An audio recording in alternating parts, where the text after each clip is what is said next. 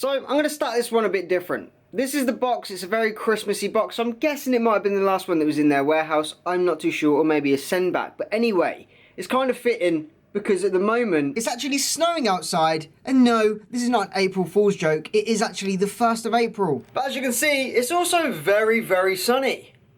I'm as confused as you are. So because this is such a big box, I can't actually unbox it and do a voiceover. I'm gonna have to do it this way. But welcome the must-haves in your office/gaming setup. If you like this kind of different angle and video style, please let me know in the comments. I will be sure to do more like this, where I actually talk to you guys like a person. So this here is a beautiful thing. This is the PXN-V9. Retails in for around, I believe, $200 or pounds. You can get them in the UK, Canada, US, wherever they are on Amazon. There will be a link in the description that you may be able to get some cheeky discount. I'm not too sure on that yet, but there will be a link nonetheless. So, we're going to open this up. What we're going to do, pop these tabs real quick. Bish bash bosh.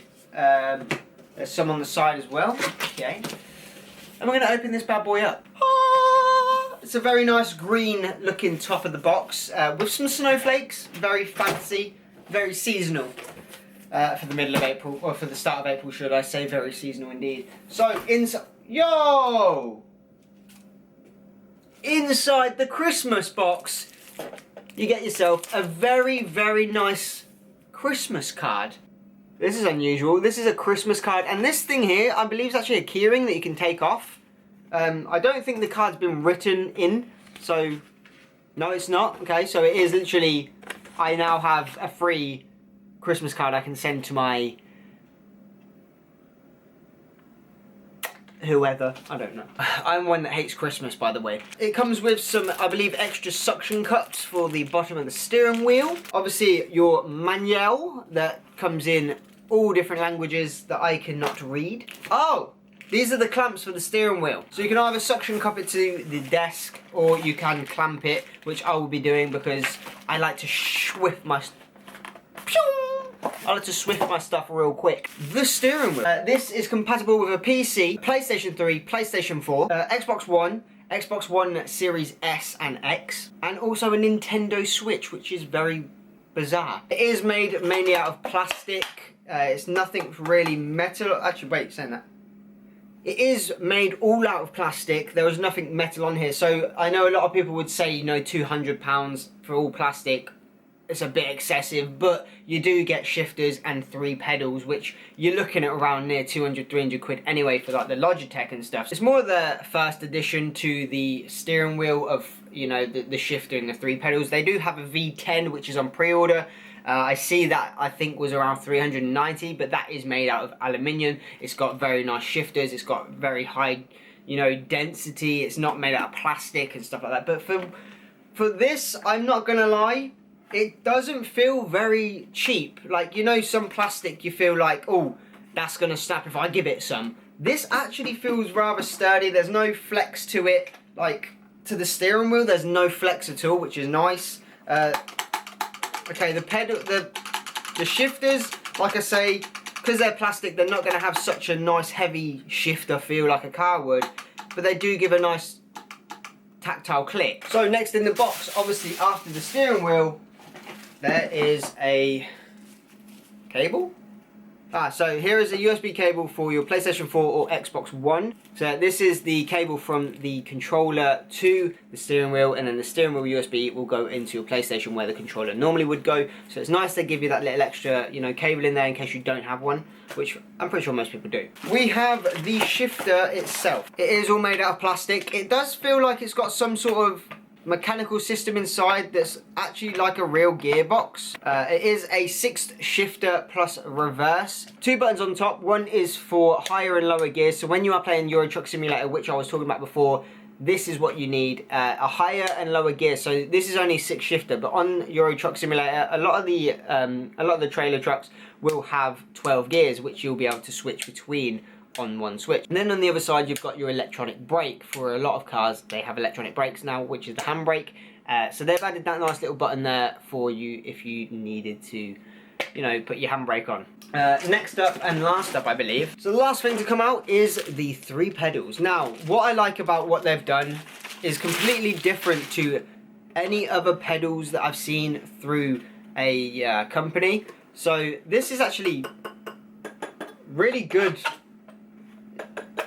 So this is metal. These are actually like metal plates on top of the pedals. They've all got very good, you know, like spring back reactions. But what I like about PXN is how they do the bottom panel. It's very easy just to hide away, you know. So if you want it on like a bit of flooring that's not a bit like you haven't got a lot of room in your gaming setup or your office, and you want to slide it away somewhere under the bed or put it in a wardrobe or a cupboard, you can just hide that back. But then when you get it out, boom, you've got so much more foot space that you can actually, you know, you can keep a distance between you and the pedals if you want to just rest your foot down. This also gives you some extra little rubber paddings if you have it out, but if you don't, it's still got some good grip on there. It doesn't feel like it will slide on any hard surface or even on some carpet. So I do like that idea how they've made it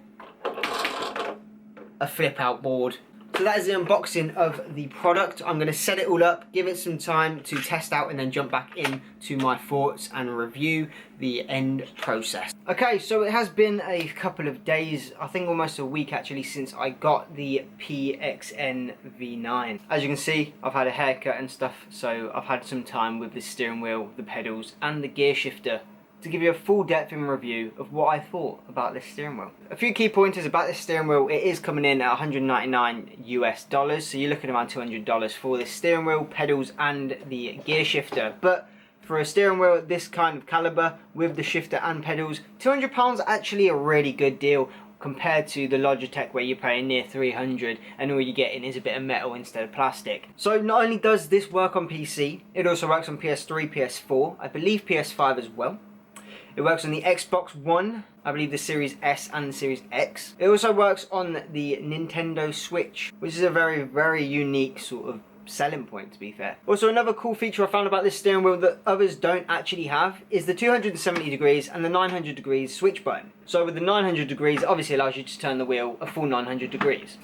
And then with the 270 degrees, that gives you more of an arcade feel where you can only turn the wheel sort of halfway. That makes it great for games that have very high sensitivity that you can't actually control within game. So sort of games like GTA, for instance, you'd rather have it on the 270 and not 900 because the game wasn't actually created for steering wheel use. It doesn't pick up the full 900 properly. The 270 on the other hand works absolutely fantastic and turns beautifully on point. There is a mode button on the steering wheel that allows you to switch between D mode and X mode. I found on every game that I've played so far, it has worked seamlessly by just switching the mode from X to D, just holding down the mode button for 3 seconds. So what games I've tested the steering wheel on so far on PC is GTA 5, also running 5M, which is a collection of servers, say role-playing servers or drift servers, and it still works seamlessly through that too. I've also tried Dirt Rally, which works fantastic for the shifter and the pedals and everything. It just all synced perfectly. As soon as I plugged it in, changed the mode to the right one, picked up the steering wheel like that, and it just worked. So on the website it also says it works very well with Assetto Corsa and Euro Truck Simulator, so I actually went out and bought them both, and this works. Okay, it works fantastic on Assetto Corsa. I've started to learn to drift and I couldn't have done it without this steering wheel.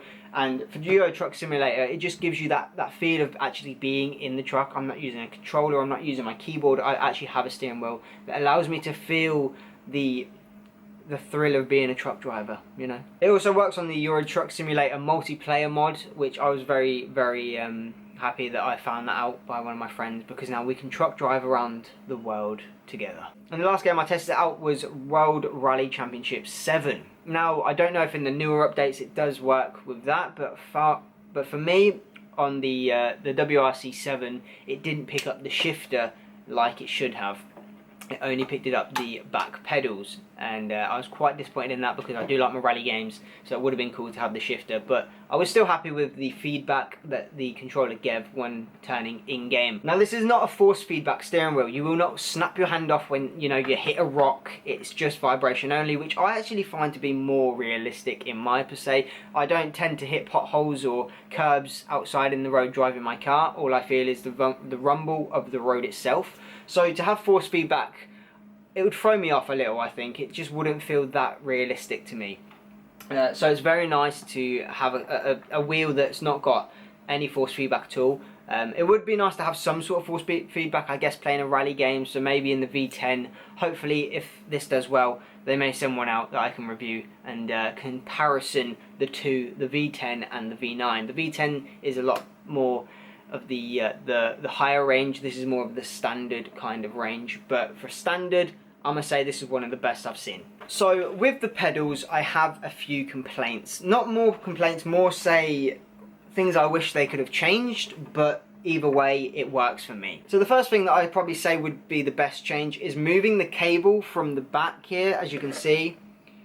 I have to put this against the wall, so it's actually bending the cable at the back. Now, I don't want to damage it and, you know, have it end up breaking, because the more times I'm using it, the more times I have to pull it in and pull it out behind the wall, and it's going to keep bending it up and down the more I force, you know, the more force I put on the pedals.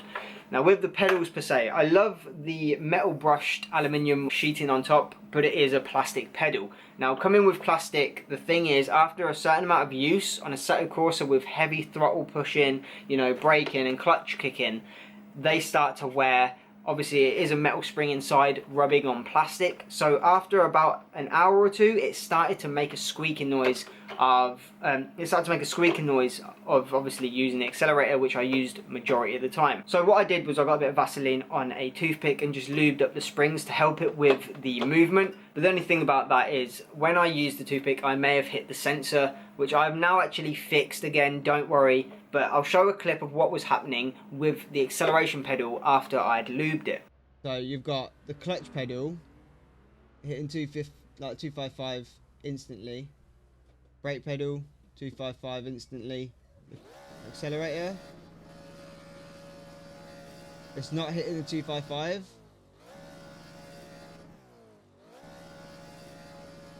That's all the way down. Unless you literally like slam it down, it struggles getting that 255. So by that clip you can obviously see that the accelerator was not hitting the 255 mark, but the clutch and the brake were. Now maybe because I didn't grease them up, they were working fine, but what I had to do was pretty simple. If you know what you're doing, in a sense, I don't really know about soldering and stuff, so this was quite a simple fix. Basically took off the back plate here, just took that off, got to the pedal mechanism and just found the chip that obviously reads the pedal, kept the app open on my phone and seen every time I pushed it how far the pedal got down before it hit the 255 mark and whether if it was something that was jamming it or not. And then all I had to do was move the sensor chipboard just slightly up where I've obviously knocked a bit of glue or a bit of, you know, stabilization, and it's just knocked it sideways. So it wasn't getting the full pedal connection in a sense. So all I had to do was get a little bit of card, slide it down the side just to lift it up a little bit, and now it works just like new. So, you know, I'm at fault for that. I can't blame the company. It was my fault. I must put the toothpick in too far, hit the sensor and knocked it off its stabilization or something. But if you know what you're doing, I would definitely recommend lubing the springs and also the plastic inside, because you don't want it to wear away after a certain amount of use, because they do, obviously being plastic on plastic or metal on plastic, where the metal is more denser than plastic, so the metal's going to wear the plastic away quicker.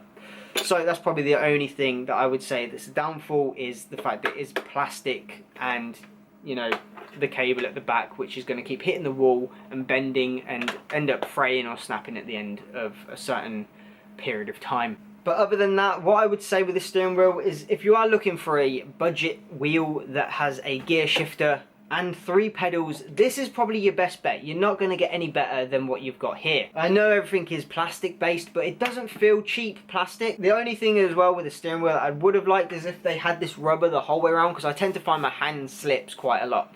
Obviously on their V10 it is full plush sort of fabric around the whole wheel. Now that would have been nice to have a little bit on here, but I really do like this wheel. Don't get me wrong, it is a great buy if you are looking to start up playing some Euro Truck Simulator, jumping in a Assetto Corsa, doing a bit of traffic dodging on Sudoku or something like that. It is definitely worth a shot, and it's something that's going to last you a long time. Don't get me wrong, the pedals may have had their issues, but that was on my fault. But yeah, so you know, that was on me. But other than that, this steering wheel, the gear stick feels amazing. It feels like you could really slam it in the gear without it snapping the joystick or anything like that. It's got some real dexterity to it, and it's a good plastic at the end of the day. Like, I know people say you can't really get good plastic. This is a good plastic. You know, it's hard, it's durable, it's got the strength behind it to whap around the corners when you need it. So yeah, I think the only thing I'd say for my cons is probably the underneath where you clamp them to the desk. The ones on the steering wheel are very, very long, so you do end up hitting your knees if you're trying to move under your desk at a certain, you know, point. The one on the gear stick is quite small and shorter. It would have been nice to have that on the steering wheel, but I guess it's got more to hold, so you know they need it to be thicker. You do have to take off, if you do have a thin desk, I'd probably say the best is taking off the suction cups at the bottom of the steering wheel, and also on the gear stick, because it's such a small amount to actually fit. If you've got a wide desk, it may not fit on there, so be careful with that. Make sure you've got a certain width desk. I'd probably say you're looking about 10 centimeters at max for a desk width, or depth, should I say. But what I found is with my mouse mat as well, I had to take off the little rubber feet, and then it just slid straight on, and it fits perfectly, like exactly how I needed it. But if you do have a bigger desk that's more depth, then I'd say 10 centimeters, you are going to have a bit of trouble with getting the gear stick on there. So that's just probably my only flaws with the gear stick and the steering wheel. And also the reverse on the gear stick is quite hard. If you're in a real quick, like if you're in a rush to push the gear stick down and whack it into reverse, it takes some getting used to. If you don't know where the gear is or how far to push down before you get in the gear, because sometimes you'll put it in 6th gear without even realising, thinking it's in reverse. But that's it. That's pretty much the only downfall that I've got so far. Definitely check out PXN, and we may have a cheeky discount code coming in the future if this does well, so be sure to leave a like, subscribe, share it with a friend, and I'll see you all in the next review, which will be of the Grid Studios Game Boy Color frame. And then we've also got in the back here the Divoom Pixoo 64. So I'll see you all in the next one of must-haves in the office and gaming setup, and I'll see you all then. Take care, stay positive and enjoy life, and I'll see you all in the next episode.